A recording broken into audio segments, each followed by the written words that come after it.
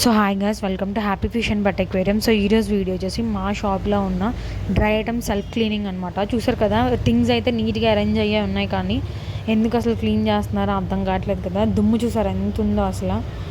మొత్తం ఏదో 4 రోజుల నుంచి క్లీన్ చేయకపోతే ఎలా ఉందో అలా ఉందన్నమాట. మొత్తం దుమ్ము అంతా నేను క్లీన్ చేసి జస్ట్ 4 days అయ్యింది. ఇంత దుమ్ము ఎందుకంటే రోడ్ సైడ్ షాప్ ఉండడం వల్ల అనమాట. మొత్తం దుమ్ము అంతా లోపలికి వచ్చి పడుతుంది. సో ఇదంతా క్లీన్ చేసుకొని నీట్గా అరేంజ్ చేసుకునేసరికి ఒక 1 hour పట్టింది నాకు. చూసారు కదా ఎంత నీట్గా అరేంజ్ చేశాను. మళ్ళీ 4 to 5 days తర్వాత మామూలు. సో ఇలా ఉంటాయన్నమాట మా అక్వేరియం షాప్ వాళ్ళ కష్టాలు.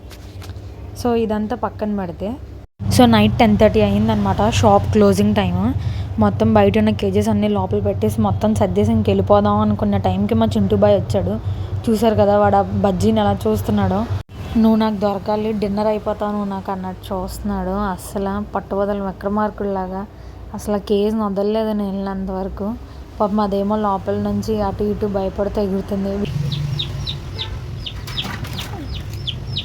తప్పు తప్పు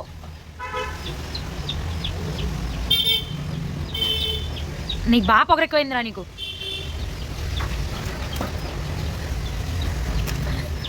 నువ్వు పెద్ద అపరిచితుడు అమ్మ మొగుడులాగా ఉన్నావు కదరా రే. ఇంకా చూసి వాడు బాగా తట్టుకోలేక కేజీ తీసి దాస్తాను అనమాట. ఇలా దాస్తానే లేదో వాడు ఏం చేశాడు ఒకసారి చూడండి.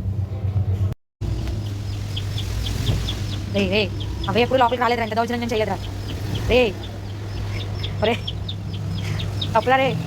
పక్షిని తీస్తానని చెప్పి కోడిపిల్లల మీదకి వెళ్ళాడు అనమాట. అవి కూడా తిరిగి కొడుతున్నాయి. తిట్టానని చెప్పి పక్షిని వదిలేసి చేపల మీదకి వచ్చాడు. ఇప్పుడు యాక్చువల్లీ నేను ఇక్కడ 2 dogsకి ఫీడ్ చేస్తానన్నమాట.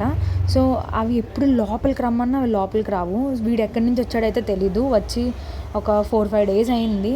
నేను ఒక 4 days నుంచి ఫీడింగ్ స్టార్ట్ చేశాను వీడికి కూడా. వీడు షాప్ అన్నట్టు ప్రవర్తిస్తున్నాడు లోపలికి వచ్చి. వాటిని అయితే పిలిచినా లోపలికి రావు. వీడు అసలు పిలక ముందే లోపలికి వచ్చి వీడు దౌర్జన్యాలు చేస్తున్నాడు.